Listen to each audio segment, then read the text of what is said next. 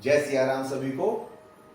क्या आपको पता है कि राम जी ने और लक्ष्मण जी ने कितने रातों तक जागकर विश्वामित्र के यज्ञ की रक्षा की थी?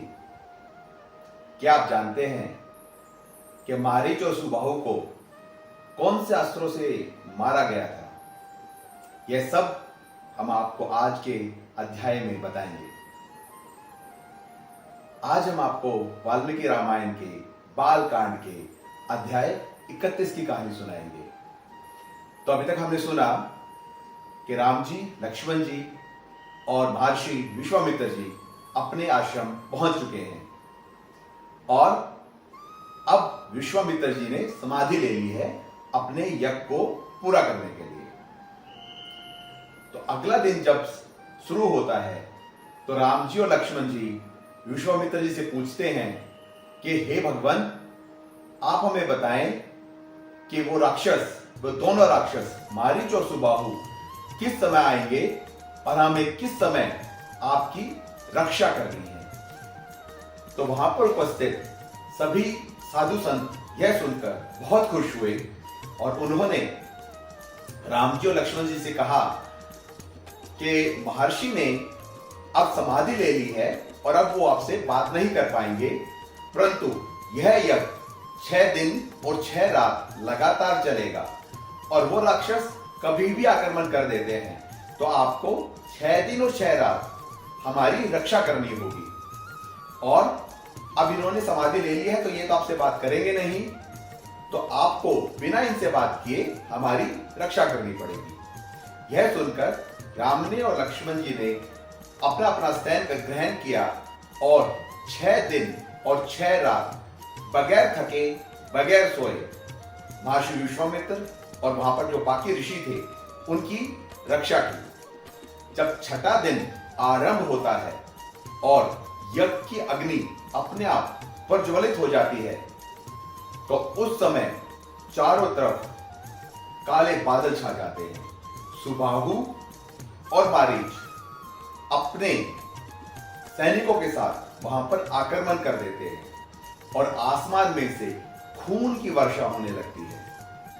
उसी समय राम जी और लक्ष्मण जी उन राक्षसों को मारने के लिए अपना अपना धनुष उठाते हैं और देखते हैं कि मारीच और सुबाहु आसमान में विचरण कर रहे हैं। उन्हें देखकर राम जी लक्ष्मण जी से कहते हैं कि देखो लक्ष्मण, आज मैं मानव अस्त्र से इन सभी राक्षसों को यहां से भगा दूंगा।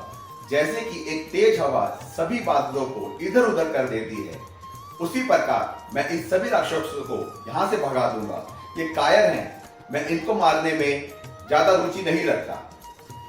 और यह कहकर राम जी ने मानव अस्त्र का आवाहन किया जो कि बहुत ही तेज था और उन्होंने वह अस्त्र मारीच की छाती में दे मारा।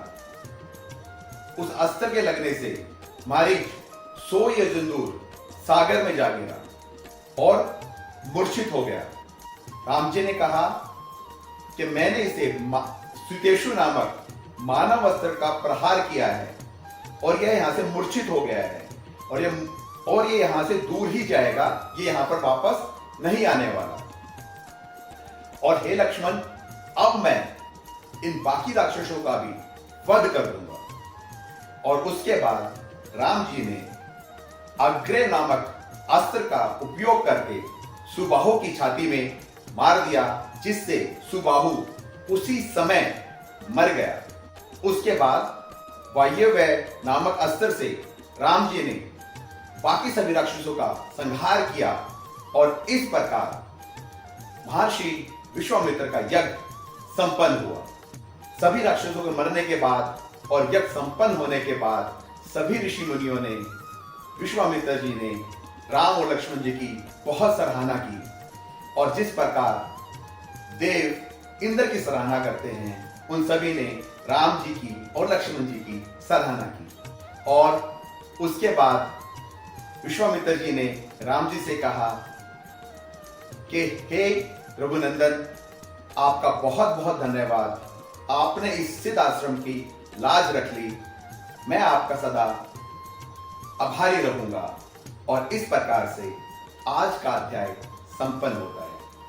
बहुत बलवान थे हमारे श्री राम, किसी भी राक्षस दानव के सामने डरते नहीं थे, और विश्वामित्र जी ने उन्हें जो शिक्षा दी थी उसका बहुत ही सदुपयोग करते थे। हम हर रोज आपके सामने राम की कहानियां लेकर आ रहे हैं वाल्मीकि रामायण से, और आप सबसे अनुरोध करते हैं कि आप हमारे पेज को ज्यादा से ज्यादा फॉलो कीजिए, शेयर कीजिए, ताकि ये ज्ञानवर्धक कहानियां सभी लोगों तक पहुंच सके। और आप सभी सुनते रहिए प्रभु राम की कहानी, भक्त मनु की जबानी। जय सिया राम।